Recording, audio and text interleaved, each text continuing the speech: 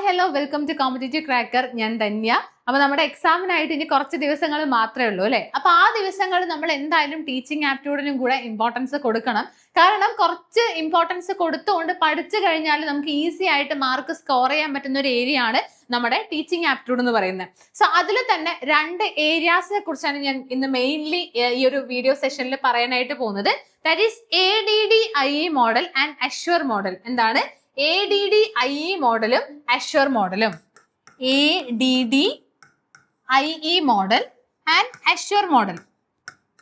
Assure മോഡലാണ്. അപ്പൊ എന്താണ് ഈ രണ്ട് മോഡൽ എന്നുള്ളത് പലർക്കും കൺഫ്യൂഷൻ ഉണ്ടാവും. കാരണം ഇപ്പൊ BEd MAd ഒക്കെ കഴിഞ്ഞ സ്റ്റുഡൻസ് ആണെന്നുണ്ടെങ്കിൽ അവർക്ക് അത്യാവശ്യം ഇതിനെ കുറിച്ച് അറിഞ്ഞിട്ടുണ്ടാവും അല്ലെ. എന്തായാലും ADDIE മോഡലും അഷ്വർ മോഡലൊക്കെ നമുക്ക് പഠിക്കാനായിട്ടുണ്ട്.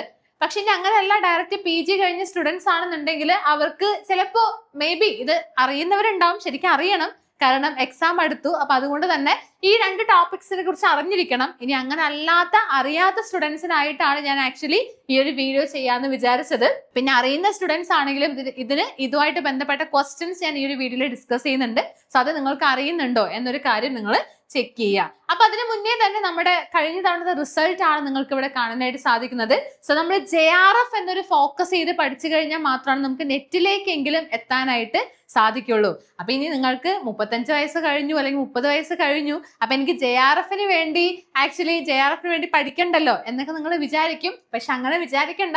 നമ്മൾ JRFനായിട്ടുള്ള ആ ഒരു മാർക്ക്, ഞാൻ മാർക്കിന്റെ കേസാണ് പറഞ്ഞത്. അതായത് JRF ക്രാക്ക് ചെയ്യണമെന്നുണ്ടെങ്കിൽ നമുക്ക് എത്ര മാർക്ക് വേണം, അപ്പൊ ആ ഒരു മാർക്കിനെ ഫോക്കസ് ചെയ്ത് പഠിക്കുക എന്നൊരു കാര്യമാണ് ഞാൻ പറയാനായിട്ട് ഉദ്ദേശിച്ചത്. സോ എന്താണ്, നമുക്ക് നമ്മുടെ ടോപ്പിക്കിലോട്ട് കിടക്കാം. സോ ADDIE മോഡലുമായിട്ട് ബന്ധപ്പെട്ട ഒരു ക്വസ്റ്റൻ ആണ് നിങ്ങൾക്ക് ഇവിടെ കാണാനായിട്ട് സാധിക്കുന്നത്. ഒരു സ്റ്റേറ്റ്മെന്റ് ടൈപ്പ് ക്വസ്റ്റൻ ആണ്. സ്റ്റേറ്റ്മെന്റ് 1 നോക്കിക്കേ. ADDIE model of instructional design is an acronym for the 5 phases: approach, design, development, implementation and evaluation. And statement 2 is remembering, understanding, applying, analyzing, evaluating and creating are the core components of Bloom's taxonomy of learning objectives. അപ്പൊ ഈ രണ്ട് സ്റ്റേറ്റ്മെന്റും ശരിയാണോ തെറ്റാണോ എന്നൊക്കെയാണ് നമുക്ക് അറിയേണ്ടത്. രണ്ട് സ്റ്റേറ്റ്മെന്റും ശരിയാണോ, രണ്ട് സ്റ്റേറ്റ്മെന്റും തെറ്റാണോ എന്ന കാര്യങ്ങളൊക്കെയാണ് നമുക്ക് ആക്ച്വലി അറിയേണ്ടത്. അപ്പൊ ഇതില് നമുക്ക് അറിയണം, ഈ ഒരു ക്വസ്റ്റ്യൻ നമുക്ക് അറ്റൻഡ് ചെയ്യണമെന്നുണ്ടെങ്കിൽ ADDIE മോഡലിന്റെ ഫുൾ ഫോം നമുക്ക് അറിയണം അല്ലെ. എന്തിന്റെ അക്രോണിം ആണ് ഈ ഒരു ADDIE എന്ന കാര്യം നമുക്ക് കൃത്യമായിട്ട് അറിയണം. അപ്പൊ ഇവിടെ നമ്മൾ കാണുന്ന സമയത്ത് അപ്രോച്ച്, ഡിസൈൻ, ഡെവലപ്മെന്റ്, അപ്പൊ ഇത് തന്നെ ആയിരിക്കും ADDIE മോഡൽ എന്നാണ് നിങ്ങൾ വിചാരിക്കുക.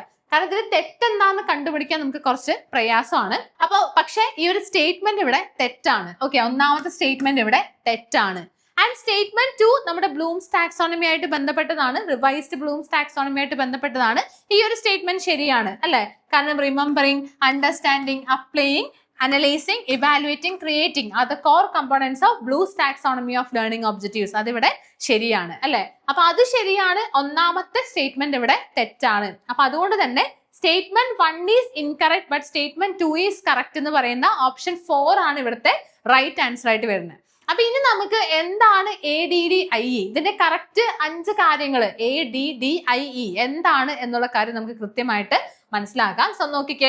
Framework used by training the developers and instructional designers to create the instruction. അതായത് ഇപ്പൊ ഒരു ടീച്ചർ ആയിക്കോട്ടെ, ആ ടീച്ചർ ഇപ്പൊ ഒരു കാര്യം പ്ലാൻ ചെയ്യുന്ന സമയത്ത് അല്ലെങ്കിൽ തന്റെ ഇൻസ്ട്രക്ഷൻ പ്രിപ്പയർ ചെയ്യുന്ന സമയത്ത് ഉള്ള സ്റ്റെപ്പാണ് ഈ 5 കാര്യങ്ങൾ എന്ന് പറയുന്നത്. അപ്പൊ എന്തൊക്കെ ചെയ്യണം, ഒരു ടീച്ചർ ആണെങ്കിലും അല്ലെങ്കിൽ ആ ഒരു ഇൻസ്ട്രക്ഷൻ ക്രിയേറ്റ് ചെയ്യുന്ന ഒരു വ്യക്തിയാണെന്നുണ്ടെങ്കിലും അവരെങ്ങനെയാണ് അത് ക്രിയേറ്റ് ചെയ്യേണ്ടത്, ഏത് സ്റ്റെപ്സിലൂടെയാണ് കടന്നു പോകേണ്ടത് എന്ന കാര്യമാണ് ഇവിടെ പറയുന്നത്. കണ്ടോ, training developers and instructional designers to create instruction. അപ്പൊ അവിടെ ട്രെയിനിങ് ഡെവലപ്പേഴ്സിൽ ആരൊക്കെ വരും, നമ്മുടെ ടീച്ചേഴ്സ് വരും. ആൻഡ് ഇൻസ്ട്രക്ഷണൽ ഡിസൈനേഴ്സിൽ ആരൊക്കെ വരും, നമ്മുടെ അഡ്മിനിസ്ട്രേറ്റേഴ്സ് വരും. അങ്ങനെയുള്ള വ്യക്തികൾ എല്ലാവരും വരും. So it represents a guideline for building the effective training and performance support tool in 5 ways. So these 5 phases provide the framework for the development of training courses in a systematic and cost-effective manner. അപ്പൊ ഇതൊക്കെ നമുക്ക് ഒരു statement ആയിട്ട് വരാൻ chance ഉള്ള points ആണ് ഞാൻ ഇവിടെ കാണിക്കുന്നത്. സോ ഇതാണ് നമ്മുടെ വളരെ ഇമ്പോർട്ടന്റ് ആയിട്ടുള്ള 5 ഫേസസ് അല്ലെങ്കിൽ ADDIE എന്താണെന്നുള്ളത്. ഇതാണ് കൃത്യമായിട്ട് മനസ്സിലാക്കുക. A എന്ന് പറയുന്നത് അനലൈസ് ആണ്. എന്താണ്? അനലൈസ് ആണ്. അടുത്ത D എന്ന് പറയുന്നത് ഡിസൈൻ ആണ്. ഓക്കെ, ADDIE ആണ് അല്ലെ. അപ്പൊ D ഡിസൈൻ ആണ്. അടുത്ത D എന്ന് പറയുന്നത് ഡെവലപ്പ് ആണ്. ദെൻ I എന്ന് പറയുന്നത് ഇംപ്ലിമെന്റ് ആണ്. ആൻഡ് ഫൈനലി E എന്ന് പറയുന്നത് ഇവാലുവേറ്റ് ആണ്. So ADDIE means A analyze, D design, അടുത്ത ഡി ഡെവലപ്പ്, അടുത്തത് implement, then E means evaluate ആണ്. അപ്പൊ നമ്മൾ എന്ത് ചെയ്യണം? കുട്ടികളെ ഞാൻ ഇതിന്റെ വളരെ ഡീപ്പായിട്ടുള്ള കാര്യത്തിലോട്ട് പോകുന്നില്ല. അതായത് ആദ്യം നമ്മൾ ചെയ്യേണ്ടത് ആ ഇൻസ്ട്രക്ഷൻ നമ്മൾ പ്രിപ്പയർ ചെയ്തതിന് മുൻപ് തന്നെ ആ കാര്യങ്ങളൊക്കെ നമ്മൾ എന്ത് ചെയ്യണം? ഒബ്ജക്റ്റീവ്സ് ആയിക്കോട്ടെ, എന്തൊക്കെ അതിൽ ഇൻക്ലൂഡ് ചെയ്യണം എന്നുള്ള കാര്യങ്ങളെല്ലാം കൃത്യമായിട്ട് അനലൈസ് ചെയ്യണം, അല്ലെ? കൃത്യമായിട്ട് അനലൈസ് ചെയ്യണം. ദെൻ അതിനനുസരിച്ചിട്ട് വേണം ഡിസൈൻ ചെയ്യാനായിട്ട്, അല്ലെ? വേണ്ട കാര്യങ്ങൾ അതിനനുസരിച്ച് ഡിസൈൻ ചെയ്യണം. ദെൻ ഡെവലപ്പിലാണ് നമ്മൾ വേണ്ട മോഡൽസും കാര്യങ്ങളൊക്കെ യൂസ് ചെയ്യുന്നതെല്ലാം ഡെവലപ്പിലാണ്. ദെൻ ആ കാര്യങ്ങൾ അവിടെ ഇംപ്ലിമെന്റ് ചെയ്യുന്നു, കുട്ടികളിലോട്ട് ഇംപ്ലിമെന്റ് ചെയ്യുന്നു. ദെൻ ഫൈനലി ഇവാലുവേറ്റ് ചെയ്യുന്നു. സോ ഇതാണ് നമ്മുടെ ADDIE മോഡൽ എന്ന് പറയുന്നത്. സോ ഇതൊരു ഇൻസ്ട്രക്ഷണൽ മോഡൽ ആണെന്നുള്ള കാര്യം കൃത്യമായിട്ട് മനസ്സിലാക്കുക. ഇനി അടുത്ത ക്വസ്റ്റ്യൻ. അപ്പൊ ഇത് ക്ലിയർ ആയെന്ന് വിശ്വസിക്കുന്നു. ADDIE മോഡൽ നമുക്ക് പഠിക്കാനാണെന്നുണ്ടെങ്കിൽ ഒരുപാട് പഠിക്കാനായിട്ടുണ്ട്. പക്ഷെ ഞാൻ വളരെ സിമ്പിൾ ആയിട്ട് 2 കാര്യങ്ങളാണ് ഈ ഒരു വീഡിയോയിൽ പറയുന്നത്. സോ അടുത്ത കാര്യമാണ്, അടുത്തൊരു ക്വസ്റ്റ്യൻ ആണ്. An instructional system that teachers can use to develop the lesson plans which integrate the use of technology and media is known as. We have 4 option. ഏതൊക്കെയാണ്? ഡിക് ആൻഡ് കാരി മോഡൽ ഉണ്ട്, synchronous learning model ഉണ്ട്, ADDIE model ഉണ്ട്, assure model ഉണ്ട്. എന്താണ്? An instructional system that teachers can use to develop the lesson plan which integrate the use of technology and media is known as. അപ്പൊ ഇതിന്റെ answer ആയിട്ട് വരുന്നത് actually option 4 assure model ആണ്. Okay, option 4 assure model ആണ് ഇതിന്റെ right answer ആയിട്ട് വരുന്നത്. അപ്പൊ എന്താണ് അഷ്വർ മോഡൽ ആൻഡ് അവിടെ ASSURE എന്താണ് എന്നുള്ള കാര്യം നമുക്ക് നോക്കാം. So നോക്കിക്കേ, the Azure model is an instructional design model that helps the educators create the effective learning experiences. So it is a 6 steps process that includes the following. അപ്പൊ എന്താണെന്നാ പറഞ്ഞത്? Azure മോഡലും ഇതുപോലെ തന്നെ ഉള്ള ഒരു ഇൻസ്ട്രക്ഷണൽ ഡിസൈൻ മോഡലാണ്. എന്താണ്? ഒരു ഇൻസ്ട്രക്ഷണൽ ഡിസൈൻ മോഡലാണ് that helps the educators create the effective learning experiences. അപ്പൊ നല്ല രീതിയിൽ ഇപ്പൊ ലെസൺ പ്ലാൻ ഉണ്ടാക്കാനായിട്ടും ലേണിംഗ് എക്സ്പീരിയൻസസ് കുറച്ചുകൂടെ ഇംപ്രൂവ് ചെയ്യാനായിട്ടുള്ള ഒരു ഇൻസ്ട്രക്ഷണൽ ഡിസൈൻ മോഡലാണ് എന്തെന്ന് പറയുന്നത്? ASSURE, അതായത് അഷ്വർ മോഡൽ എന്ന് പറയുന്നത്. ഇനി ഈ 6 വേസ് എന്തൊക്കെയാന്ന് നോക്കാം, അല്ലെ? അതായത് ഈ അഷ്വർ എന്ന് പറയുമ്പോൾ അത് എന്തൊക്കെയാണ് എന്ന് നമുക്ക് കൃത്യമായിട്ട് അറിഞ്ഞിരിക്കണം. അപ്പൊ നോക്കിക്കേ, ഓരോന്ന് നോക്കിക്കേ. A എന്ന് പറയുന്നത് എന്താണ്? അനലൈസ് ലേണേഴ്സ് ആണ്. എന്താണ്? അനലൈസ് ലേണേഴ്സ് ആണ്. A means analyse learners. Then അടുത്ത S എന്ന് പറയുന്നത് സ്റ്റേറ്റ് ഒബ്ജക്റ്റീവ്സ് ആണ്. എന്താണ്? സ്റ്റേറ്റ് ഒബ്ജക്റ്റീവ്സ് ആണ്. അടുത്തത് select methods, media and materials ആണ്. Then U means utilise media and materials. R means require learner participation and E means evaluate and revise. Okay, evaluate and revise. So ASSURE ഇത് പല തവണയായിട്ട് എക്സാമിന് ചോദിച്ചിട്ടുണ്ട്. അപ്പൊ ഇങ്ങനെയായിരിക്കും എക്സാമിന് ചോദിക്കുന്നത്. ചിലപ്പോൾ ഈ അഷ്വർ മോഡലിന്റെ എന്താണ് ഫുൾ ഫോം എന്നൊന്നും ആയിരിക്കില്ല ചോദിക്കുന്നത്. അവിടെ ചോദിക്കുന്നത് ഇതിനെ അറേഞ്ച് ചെയ്യാനൊക്കെ ആയിരിക്കും. അപ്പൊ നമുക്ക് ആക്ച്വലി അഷ്വർ എന്നുള്ളൊരു ആ ഒരു കാര്യം നമ്മുടെ മൈൻഡിൽ വന്നു കഴിഞ്ഞാൽ നമുക്ക് ഈസി ആയിട്ട് അതിനെ അറേഞ്ച് ചെയ്യാം. പക്ഷെ അവിടെ നമുക്ക് കൺഫ്യൂഷൻ ആവുന്നത് ഇതിൽ ഏതാണ് ആദ്യം വരിക എന്നാണ്. പക്ഷെ സിമ്പിൾ അല്ലേ? കാരണം സെലക്ട് ഒബ്ജക്റ്റീവ്സ് സെലക്ട് ചെയ്ത് സ്റ്റേറ്റ് ഒബ്ജക്റ്റീവ്സ് അത് ചെയ്ത് കഴിഞ്ഞാൽ മാത്രമാണ് നമുക്ക് എന്ത് ചെയ്യാൻ പറ്റുള്ളൂ? അതിന് വേണ്ടിയിട്ടുള്ള മെത്തേഡ്സും മീഡിയ മെറ്റീരിയൽസ് ഒക്കെ നമുക്ക് സെലക്ട് ചെയ്യാനായിട്ട് സാധിക്കുള്ളൂ. അപ്പൊ ആദ്യം ഒബ്ജക്റ്റീവ്സ് സ്റ്റേറ്റ് ചെയ്യുക, അതിനുശേഷം അതുമായിട്ട് വേണ്ട കാര്യങ്ങളൊക്കെ സെലക്ട് ചെയ്യുക. സോ ആദ്യം ചെയ്യേണ്ടത് അനലൈസ് ലേണേഴ്സ് ആണ്. അപ്പൊ നമ്മുടെ ADDIE മോഡൽ അതിലും ആദ്യം വരുന്നത് എന്താണ്? അനലൈസ് ആണ്. പിന്നെ ഡിസൈൻ വരുന്നു, പിന്നെ ഡെവലപ്പ് വരുന്നു, പിന്നെ ഇംപ്ലിമെന്റ് വരുന്നു, ഇവാലുവേറ്റ് വരുന്നു. അപ്പൊ ഇവിടെ അതിന്റെ കുറച്ചുകൂടെ ഒരു എന്താണ്, അതിനെ കുറച്ചുകൂടെ എലാബറേറ്റ് ചെയ്ത പോലെയാണ് ഈ ഒരു മോഡൽ എന്ന് പറയുന്നത്. ആദ്യം അനലൈസ് ലേണേഴ്സ് ആണ്, പിന്നെ സ്റ്റേറ്റ് ഒബ്ജക്റ്റീവ്സ് ആണ്, പിന്നെ select methods, media and materials. ഇതാണ് ആക്ച്വലി നമ്മുടെ ഡെവലപ്പ് എന്നുള്ളതിൽ വരുന്നത്. അതായത് ഡിസൈൻ എന്ന് പറയുമ്പോൾ ഒബ്ജക്റ്റീവ്സ് എന്നുള്ളൊരു ബേസിൽ നിങ്ങൾ വിചാരിക്കുക. അടുത്തത് ഡെവലപ്പിലാണ് ആക്ച്വലി എന്ത് വരുന്നത്? Select methods, media and materials. അതായത് ഞാൻ പറഞ്ഞത് ADDIE മോഡലും അഷ്വർ മോഡലിനെയും നിങ്ങൾക്ക് കമ്പയർ ചെയ്ത് പഠിക്കാന്നുള്ളതാണ്. Okay, so select methods, media and materials ആണ് അവിടെ ഡെവലപ്പിൽ വരുന്നത്, അല്ലെ? Then utilise the media and materials, require learner participation, അവിടെയൊക്കെ അതൊക്കെ നമ്മുടെ ഇംപ്ലിമെന്റ് എന്നുള്ളൊരു കാര്യത്തിൽ വരും. Then finally evaluate and revise, അതാണ് നമ്മുടെ ഇയിൽ വരുന്നത്. അത് അവിടെയും ഇവാലുവേറ്റ് ആണ്, ഇവിടെയും ഇവാലുവേറ്റ് ആണ്. ഓക്കെ ആണല്ലോ? ഓക്കെ, ഇനി ഇതിൽ അടുത്തൊരു ക്വസ്റ്റ്യൻ വന്നത് എങ്ങനെയായിരുന്നു? In assure model of learning ABCD stands for well stated learning objectives. So what does C stands for? ഇങ്ങനെ ഒരു ക്വസ്റ്റ്യൻ വന്നിട്ടുണ്ടായിരുന്നു. അപ്പൊ നമ്മളിപ്പോ പഠിക്കുന്നത് അഷ്വർ മോഡൽ എന്താന്ന് പഠിക്കും, അതോടെ കഴിഞ്ഞു. പക്ഷെ ഒരു തവണ ക്വസ്റ്റ്യൻ വന്നത് എങ്ങനെയായിരുന്നു? അഷ്വർ മോഡലിലെ ABCD എന്താണ്? ABCD എന്ന് പറയുമ്പോൾ എന്താണ് എന്നാണ്. സോ ABCDയിലെ സി എന്താണെന്നാണ് ഇവിടെ ചോദിച്ചിരിക്കുന്നത്. ഇപ്പൊ ABCD നമുക്ക് എന്താണെന്ന് അറിയണം, അതിൽ സി എന്താണെന്നാണ് ഇവിടെ ക്വസ്റ്റൻ ആയിട്ട് ചോദിച്ചിരിക്കുന്നത്. കണ്ടീഷണർ ആണോ, കണ്ടീഷൻസ് ആണോ, ക്രിയേറ്റിവിറ്റി ആണോ, കൺഫ്യൂഷൻ ആണോ? അപ്പൊ അതിനെ കുറിച്ച് നമുക്ക് ജസ്റ്റ് ഒന്ന് അറിഞ്ഞിരിക്കണം.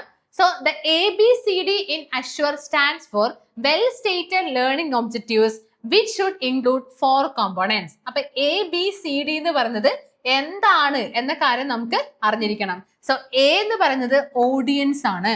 എന്താണ് എ എന്ന് പറയുന്നത്? ഓഡിയൻസ് ആണ്.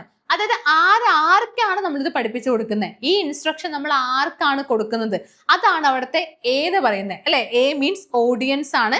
അതായത് ഇത് ആർക്കാണ് നമ്മൾ കൊടുക്കേണ്ടത്, ഹൂ ഈസ് ദ ലേണർ എന്നുള്ളതാണ് എ എന്ന് പറയുന്നത്. അടുത്തത് ബി മീൻസ് ബിഹേവിയർ ആണ് അല്ലെ. ബിഹേവിയർ, കാരണം കുട്ടികളുടെ അല്ലെങ്കിൽ ലേണേഴ്സിന്റെ ബിഹേവിയർ അല്ലെങ്കിൽ അവരുടെ എല്ലാവരും ഇൻഡിവിജ്വലി ഡിഫറെന്റ് ആണെന്ന് നമുക്കറിയാം. അപ്പൊ ആ ഇൻഡിവിജ്വൽ ആരാണെന്ന് നമുക്ക് ആദ്യം അറിയണം. Then what will the learner be able to do, അവർക്ക് എന്തൊക്കെ ചെയ്യാൻ സാധിക്കും, ആ കുട്ടിയെ കുറിച്ച് നമുക്ക് മനസ്സിലാവണം. അതാണ് ഇവിടുത്തെ ബിഹേവിയർ കൊണ്ട് ഉദ്ദേശിക്കുന്നത്. സോ എ മീൻസ് ഓഡിയൻസ് ആണ്, ബി മീൻസ് ബിഹേവിയർ ആണ്. ദെൻ സി മീൻസ് കണ്ടീഷൻസ് ആണ്. എന്താണ് സി പറയുന്നത്? കണ്ടീഷൻസ് ആണ്. അപ്പൊ നമുക്ക് ഇവിടുത്തെ ആൻസർ ആയി അല്ലെ, നമ്മുടെ ക്വസ്റ്റന്റെ ആൻസർ ആയി കണ്ടീഷൻസ്. ഓപ്ഷൻ 2 ആണ് ഇവിടുത്തെ റൈറ്റ് ആൻസർ, കണ്ടീഷൻസ് ആണ്. അപ്പൊ ഇവിടെ നോക്കിക്കേ, conditions means under what conditions will the learner be able to demonstrate the behaviour. So C means conditions ആണ് ആൻഡ് ഡി മീൻസ് ഡിഗ്രി ആണ്. Okay, D means degree. അതായത് to what degree of proficiency will the learner be able to demonstrate the behaviour. So A means audience ആണ്, B means behaviour ആണ്, C conditions ആണ്, D എന്താണ് അവിടെ? Degree ആണ് എന്ന കാര്യം അവിടെ കൃത്യമായിട്ട് മനസ്സിലാക്കാം. അപ്പൊ അതുകൊണ്ട് തന്നെ ഇവിടുത്തെ ആൻസർ കണ്ടീഷൻ ആണ്. അപ്പൊ ഇനിയുള്ള ദിവസങ്ങളിൽ ആക്ച്വലി നിങ്ങൾ ഒരുപാട് ഡീപ്പായിട്ട് പഠിക്കുന്നത് നമുക്ക് നടക്കില്ല അല്ലെ. ഒന്നിനെ കുറിച്ച് വളരെ ഡീറ്റെയിൽ ആയിട്ട് പഠിച്ച് അതുമായിട്ട് ബന്ധപ്പെട്ട കാര്യങ്ങളെല്ലാം നിങ്ങൾ നോക്കി വരുമ്പോഴേക്കും ചുരുങ്ങിയ ടോപ്പിക്സ് മാത്രമേ നമുക്ക് ഇനിയുള്ള ദിവസങ്ങളിൽ പഠിക്കാൻ പറ്റുള്ളൂ. പക്ഷെ അതിന് പകരം വേണ്ട കാര്യങ്ങൾ ഒന്ന് ഓടിച്ച് പഠിച്ചാൽ മതി. ഓക്കെ, നമുക്ക് വേണ്ട കാര്യങ്ങൾ എന്താണോ അത് ജസ്റ്റ് എന്ത് ചെയ്യുക, ഒന്ന് ഓടിച്ച് പഠിക്കാനായിട്ട് ശ്രമിക്കുക. അങ്ങനെ പഠിച്ചു കഴിഞ്ഞാൽ ശരിക്കും അത്രയും നമുക്ക് ആവശ്യമുള്ളൂ.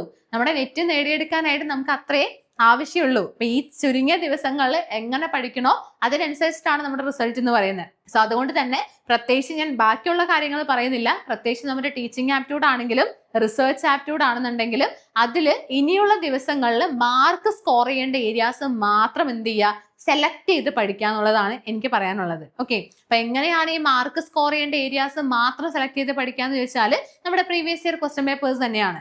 ആ പ്രീവിയസ് ഇയർ ക്വസ്റ്റ്യൻ പേപ്പേഴ്സ് നോക്കിക്കഴിഞ്ഞാൽ തന്നെ നമുക്കൊരു ധാരണയാവും ഏത് ഏരിയ എന്നാണ് ചോദിച്ചിരിക്കുന്നത്.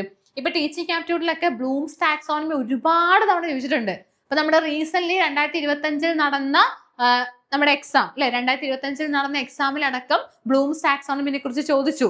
അപ്പൊ അതുകൊണ്ട് തന്നെ അപ്പൊ നമുക്ക് മനസ്സിലായി അതൊരു ഇമ്പോർട്ടന്റ് ഏരിയ ആണ്. അപ്പൊ അത് നന്നായിട്ട് പഠിക്കണം. അങ്ങനെ നിങ്ങൾക്ക് ഇമ്പോർട്ടന്റ് ഏരിയാസ് ഐഡന്റിഫൈ ചെയ്യാൻ പറ്റുന്നത് നമ്മുടെ പ്രീവിയസ് ഇയർ ക്വസ്റ്റ്യൻ പേപ്പേഴ്സിലൂടെ തന്നെയാണ്. സോ നമ്മുടെ CCയിൽ അങ്ങനെ തന്നെയാണ് നമ്മൾ പഠിപ്പിക്കുന്നത്. അതായത് പ്രീവിയസ് ഇയർ ക്വസ്റ്റ്യൻ പേപ്പേഴ്സ് എല്ലാം നോക്കിക്കൊണ്ട് അതിൽ ഇമ്പോർട്ടന്റ് ആയിട്ടുള്ള ഏരിയാസ് മനസ്സിലാക്കി അത് മാത്രമാണ് ഇനിയുള്ള ദിവസങ്ങളിൽ ഇവിടെ പഠിപ്പിക്കുന്നത് എന്നുള്ളതാണ്.